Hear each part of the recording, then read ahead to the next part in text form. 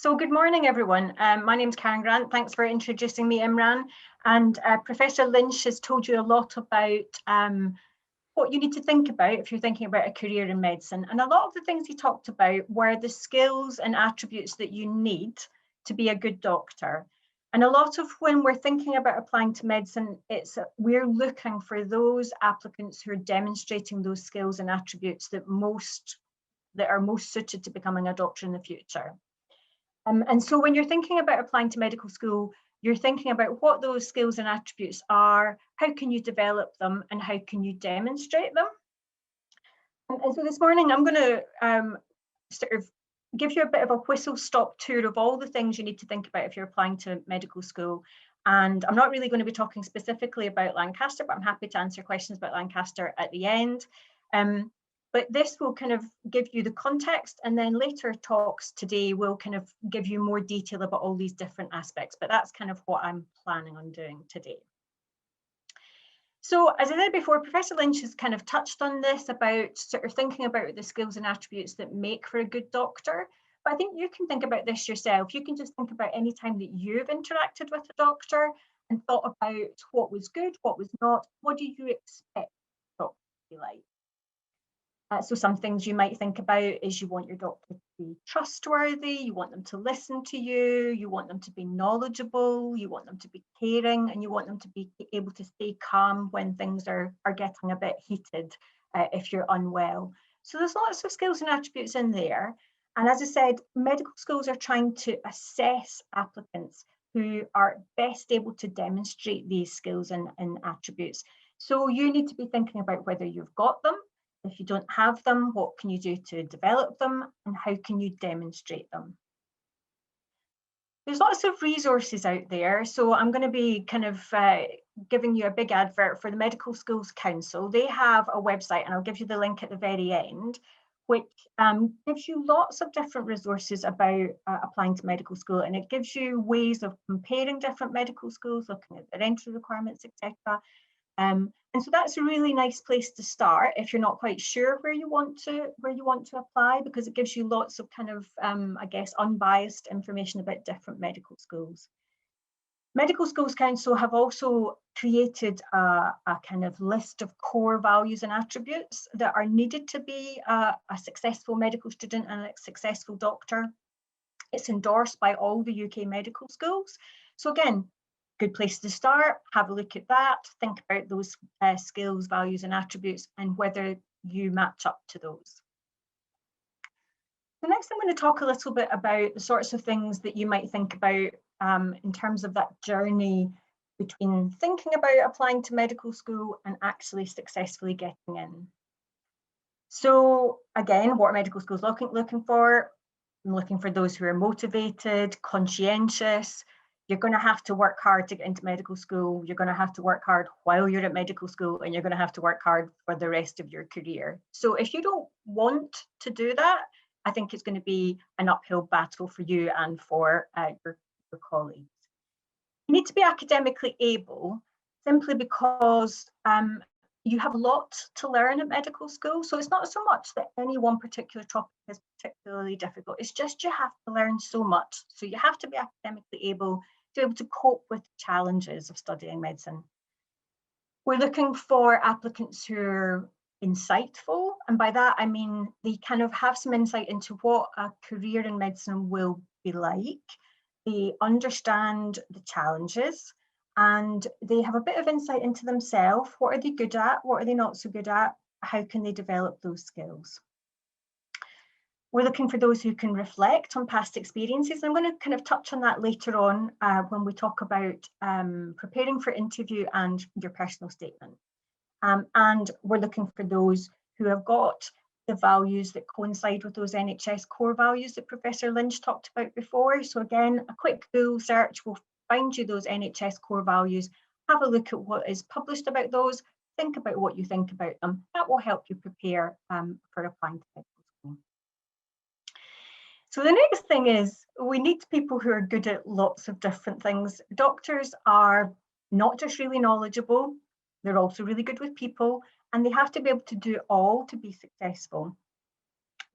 Professor Lynch talked about how challenging it can be, especially during the COVID pandemic, trying to deal with a lot of very stressful situations, people who are very unwell, families who are grieving or bereaved. So you need to be pretty resilient. You need to be resilient, I think, to get through medical school because it's pretty challenging, but also just to cope with the career. You have to have that kind of built-in resilience to be able to cope with these things. And finally, you just want somebody who'd be nice to go and see when you're not feeling very well, somebody who's thoughtful, caring and compassionate, who's got that knowledge, but doesn't treat you like some kind of interesting specimen in a jar. So in terms of the selection process, I'm kind of, on this slide, I've given you the kind of different things that are used to help select into medical school. Different medical schools use different combinations of these selection processes. So first of all, academic qualifications. So they will be looking at your past qualifications. So that might be your completed GCSEs. They might look at your predicted grades. That might be your predicted A levels, or if you've already achieved your A levels, what those are. If you're a graduate, it might look at what your predicted degree will be at the end. All sorts of different ways in which you can fulfill the academic qualifications. Then there are admissions tests. So there's UCAT, which Imran's already mentioned, and there's also the BMAT, the biomedical admissions test. And I'm going to touch on both of those slightly later. Some medical schools use your personal statement as part of their selection process. That's becoming less and less common, but I'm going to explain to you later why it's still worthwhile kind of thinking about and writing a good personal statement. Then there's the interview process, and again, there's a couple of different ways in which medical schools interview, and I'll talk about that later. And then the last thing that's part of the selection process is something called fitness to practice, which again we'll talk about later. So if we look first at academic entry requirements, as I said before, they're going to look at the GCSEs you've already completed. There might be some subject requirements. There's going to be some minimum grade requirements. And then at GCSE, there's often medical schools are kind of using performance at GCSE as a way of kind of ranking you to decide who is most suited and most likely to be called for interview. So another thing you might want to think about is if you're doing additional qualifications like an extended project qualification, or if you're doing a 4th A level, or if you're doing a 4th AS level, how does that figure into what the entry requirements might be? For those of you who don't make the grades required for entry into medical school the first time round, are you able to resit? What medical schools might accept resits in A levels, and what do they expect you to have achieved the first time round to accept you as a resit candidate? So the other thing to think about is widening participation and contextual offers. So I'm going to talk about that later, and I'll explain a bit more about what I mean by that later on. So one thing I thought it might be interesting to do is just to compare a bunch of different medical schools in terms of their academic entry requirements. So I've put Lancaster. We look for 8 subjects at GCSE. We have a kind of scoring system where grades 7 to 9, or A's and A stars, are awarded 2 points, and a B or a grade 6 is awarded 1 point. And from those 8 subjects, we expect you to have at least 13 points. Those 8 subjects have to include biology, chemistry and physics, or core and additional science, English language and maths. And all of those that I've just mentioned have to be at 6 or a B. Then at A level, we're looking at 3 A's, and there's, in terms of required subjects, you can have any 2 from biology, chemistry and psychology. So that's what we look for at Lancaster. Birmingham, again, is looking for maths, biology, chemistry and English language within the GCSEs. They're looking for 7 subjects. Maths, biology, chemistry and English language have to be a grade 6 or above. And they use GCSEs to rank applicants. So the better your GCSEs, the more likely you are to be successful at Birmingham. Their offers also 3 A's with biology and chemistry as 2 required subjects. Peel, slightly lower, you've got at least 5 subjects at grade 7, and sciences, English and maths have to be at grade 6 or B. Again, 3 A's is the offer, but then they've got a wider range of subjects that you can use as your A-level subjects, biology or chemistry, plus either one other science, economics or maths. Finally, as example, UCL at GCSE, they say that they only want an English language and maths at grade 6 or B. So that's the lowest GCSE kind of stipulation of the ones that we've talked about.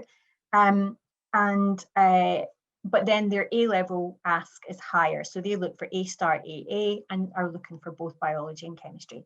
You can see there's a real mix of what the academic entry requirements are. And the thing that's important for you to do is do your homework. Before you apply somewhere, make sure that you meet the subject and grade requirements, because if you don't, the chances are you're not going to be successful. So I said before that there's something called contextual offers. So these are a way to increase the diversity of the sort of student population or the population within the medical profession. And it's also a way of recognising that certain groups face additional barriers when they're preparing for medical school, so that they may not be able to get those 3 A's at A level. So for contextual offers, there is some eligibility criteria. So the sorts of criteria that are used are you the first person in your family to go to university? Do you come from a low income household? Do you come from an area where not very many people go to university, what's called a low participation area? Have you ever been in care? Or sometimes it's looking at your school context. So if your school's GCSE and A-level results aren't great compared to the national average, then that might be something else that would be taken into account. Again, different medical schools use different combinations of criteria, but they should publish what those are. And they have different ways of kind of responding to those. So at Lancaster, if you meet 2 criteria, we will give you a lower offer of an A and 2 Bs. Sometimes that lower offer is an A, 2 A's and a C in the 3rd subject. So there's different ways in which contextual offers are made, but they tend to be lower academic entry requirements as a way of recognising that certain groups that come from these backgrounds have faced additional barriers to preparing for medical school. Another kind of way to increase diversity within the medical profession is gateway programs or foundation year programs. So Sam Adcock at the end of today's program is going to be talking about the one at Leicester. So in this case, you have an additional year of study, a kind of preliminary year, and it's designed to prepare you for sort of entering into the medical degree proper and preparing you for that further study. So again, the specific eligibility criteria, they differ between the different programs. And obviously you've got to bear in mind that you're going to be studying for 6 years rather than 5 years generally. So next I'm going to quickly talk about the different admissions tests. So UCAT versus BMAT. Both tests are 2 hours long. UCAT has got 5 sections, BMAT's only got 3. UCAT is delivered, it's computer-based, and you need to go to a test centre to take it, whereas BMAT traditionally is done on pen and paper, and most people would take it in their school, although you can go to a test centre to take it. This year, with COVID, the BMAT was done online as well, but that I'm not sure whether that will continue for the next year. You just need to keep on top of that by looking on their website.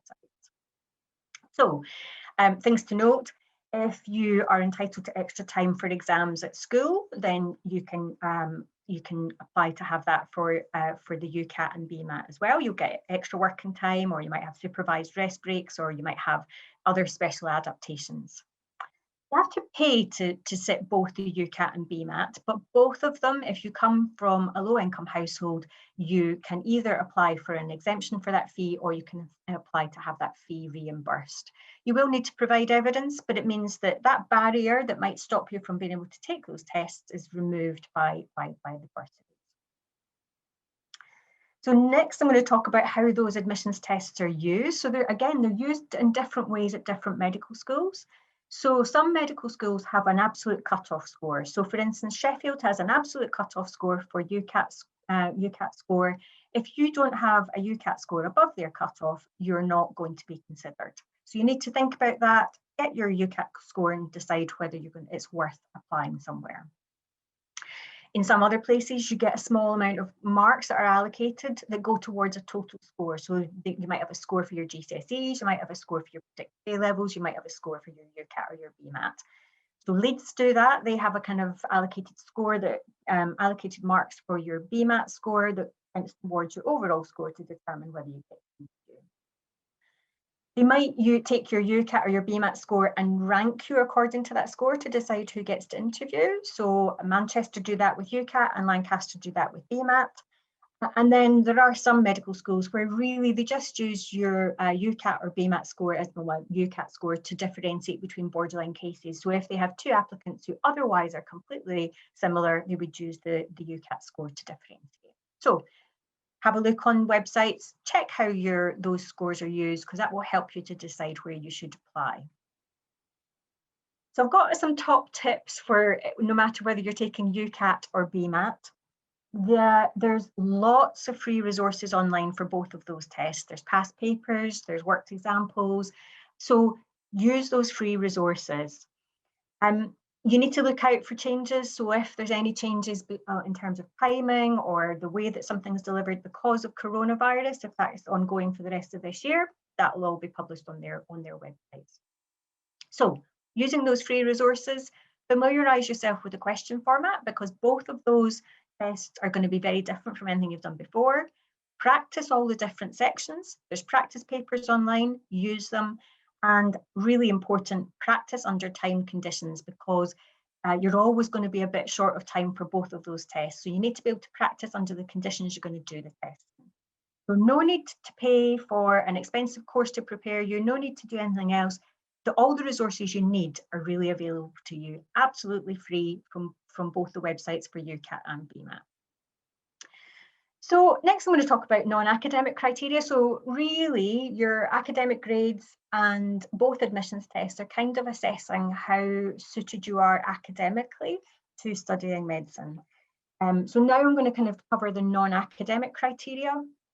So here we're going to be looking at work experience, what's it for, crafting your personal statement, and then assessment at interview.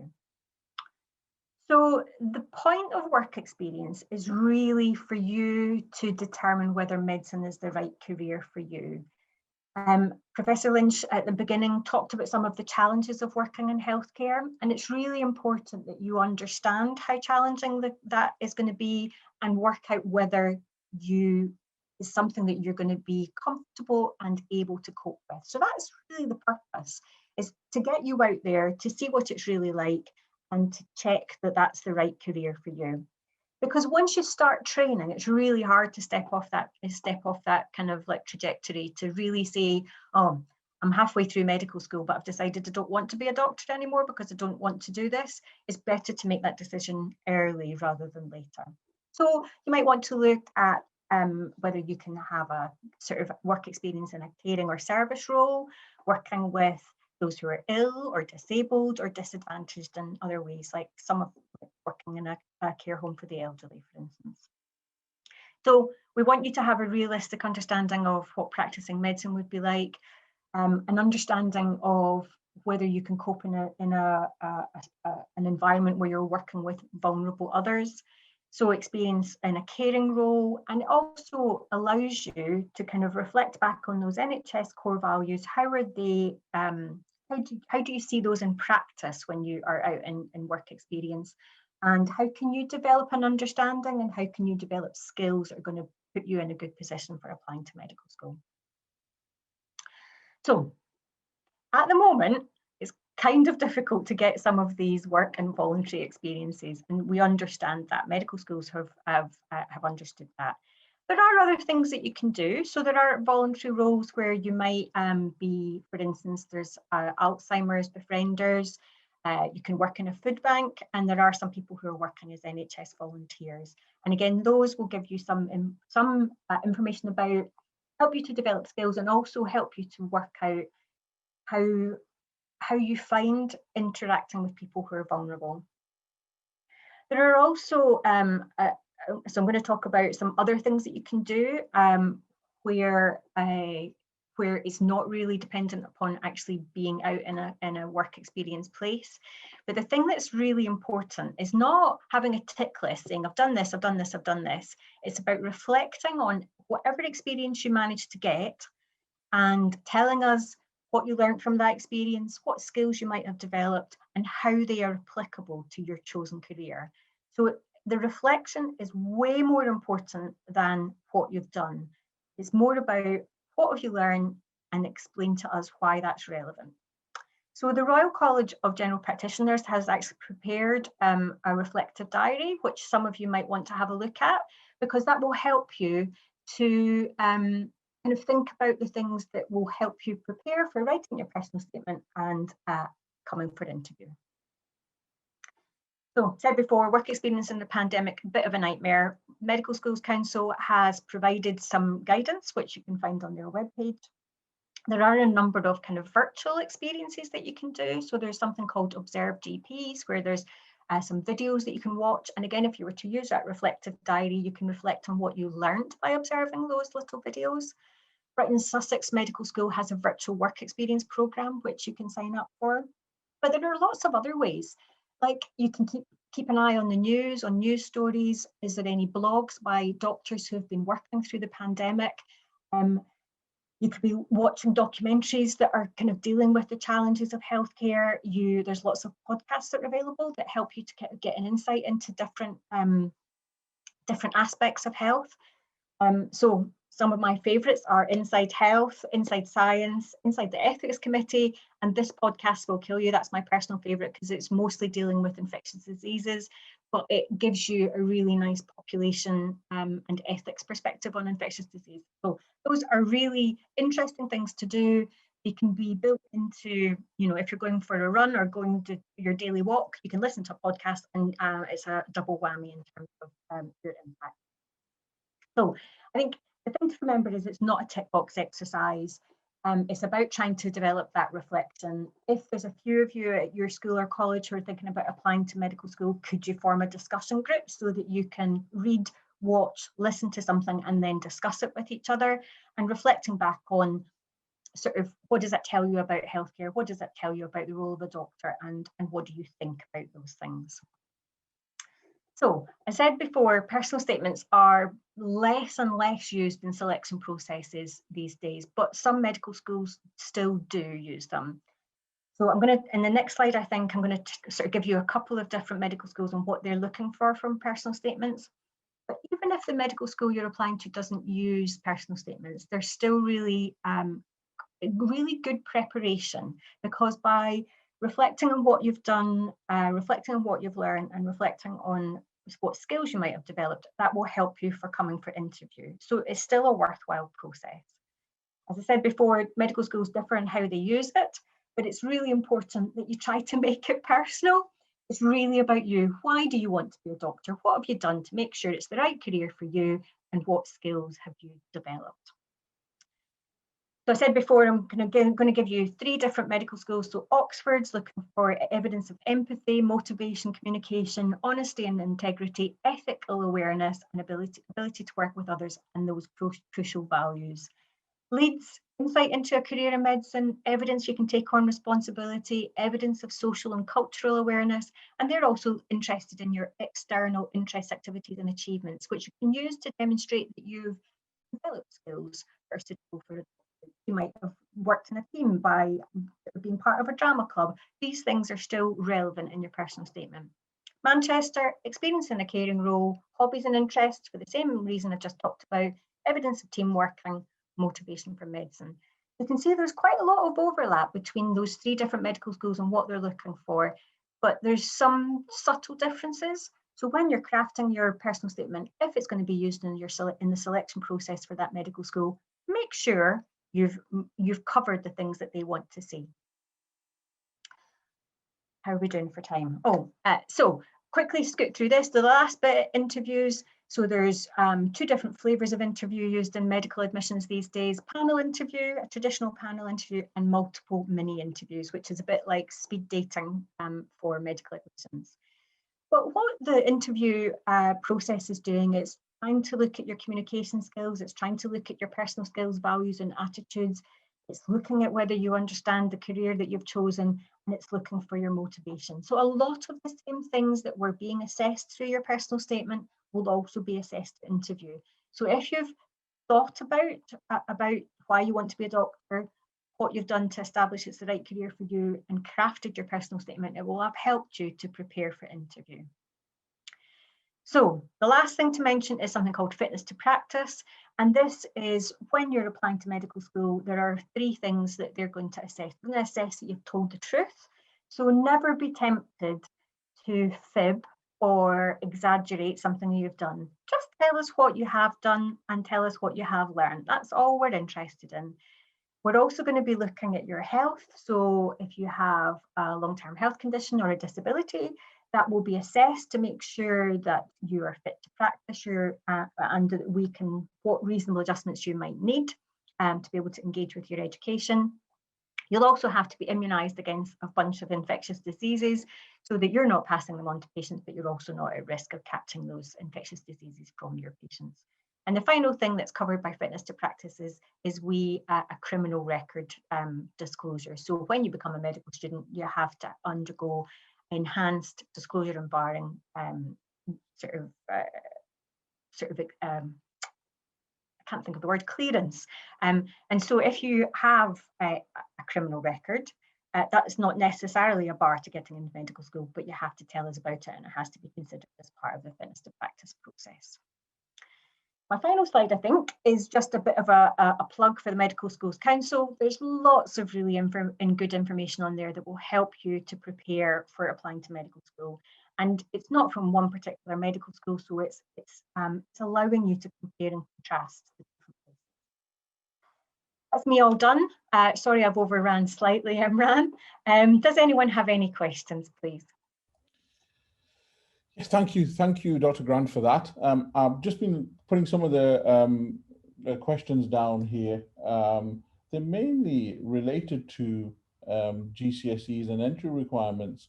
One of the questions here that's been asked again and again is obviously with the coronavirus pandemic and predicted grades, there may be students that have had to resit GCSEs, as in had to resit them, I think in October time, or the opportunity to sit them in person rather than accept a predicted grade. So one of the questions is, what's the university's view on that, and what's the university? So I'll stop you. So the autumn exams that were in autumn 2020, they're counted as your first attempt. They're not counted as a resit. So the grade that you achieve after the combination of the centre assessed grades you got last summer and autumn exams, you're allowed to choose the best of those grades, and that would be counted as your first attempt. That's not a resit at all. Okay. And there's some students. There's some students that are international students that don't have GCSEs. Yep. I'm personally not familiar with international qualifications. Is there anything you could quickly just say about that? So I can only talk about what we do at Lancaster. So if you are from another country where there's not a GCSE equivalent, then we generally ask for a school transcript from the equivalent years, from the years when you're like 14, 15 and 16. And we, again, are looking for good academic achievement across the board and looking for, if we've got required subjects, so we are looking for biology, chemistry, physics, maths and English language. And so we look that you've had good academic progress in those subjects at school, and that's what we would use instead. But I can only talk about what Lancaster do in terms of the kind of GCSE equivalent. Yeah, and there's a few questions about kind of widening participation. Mm-hmm. If students don't have the GCSE levels, we're aware of A-level requirements and how A-level contextual offers can be given to widening participation students. What about GCSE requirements? Are they relaxed, or is there any flexibility? Yeah, so again, I can talk about what we do at Lancaster. So yeah. At Lancaster, there is a bit of flexibility for those who are flagged as WP for the main standard 5-year programme. And then we tend to, if somebody has got a good BMAT score, because we use BMAT in our selection process, and they've kind of hit a couple of our WP flags, then what we would do is there's a bit of relaxation. What there's not a relaxation is those minimums of you've got to have grade 6 in the sciences, English and maths. There's no relaxation of that. But in terms of that 13 points from 8, or maybe not having 8 subjects, that's where we have a bit of flexibility. There's more flexibility for our 6-year program, so that's medicine and surgery with a gateway year.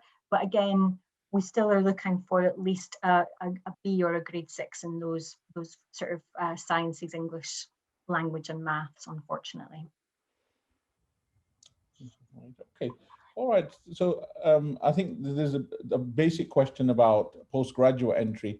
Is there anything you could mention to? I know we have got a few graduate entry students that are in the attendees today. Okay, I'm happy to give it a go. So there are 2 opportunities for you to apply as a graduate. One is to go for a graduate entry program, which is slightly shorter. It's only 4 years long. But competition to get into graduate entry medicine is even higher than getting into standard 5-year programs. At Lancaster, we'll accept graduates for our 5-year undergraduate program as well. And there we have requirements at degree, A-level and GCSE. So depending on what you've studied at degree, so if you've done biomedical science or nursing or physiotherapy, then we'll accept 3 Bs at A-level, including 2 of biology, chemistry and psychology. GCSE grades, again, there's a bit of flexibility, but the B in or the grade 6 in those 5 requireds are an absolute for graduates. And if you've studied something completely different, so if you've done economics, then we look for 2 A's and a B, and again, we're looking for A's in the biology, chemistry or psychology. Okay, all right. So thanks. I think we've got loads of questions, but unfortunately, we just don't have the time to. Yeah, that's fine. Yeah. But thanks to Dr. Grant for an excellent talk. There's lots of information there. That would be useful for you in your application and your interview. I say we will hopefully, technology willing, we'll be able to record. We're recording this and we'll be able to put it on YouTube or our Facebook page, for you to watch, so you can go back and reflect on what's been said. Once again, thanks, Dr. Grant, for an excellent talk. Lancaster is an absolute, it's an excellent medical school. We've had students from Lancaster in the past. So maybe one day, some of you in the attendee list will, if you pick Lancaster, you might come into our surgery here in Islington and see us again in person. Enjoy the rest of your day, folks. Bye. Thanks, Dr. Grant. Okay.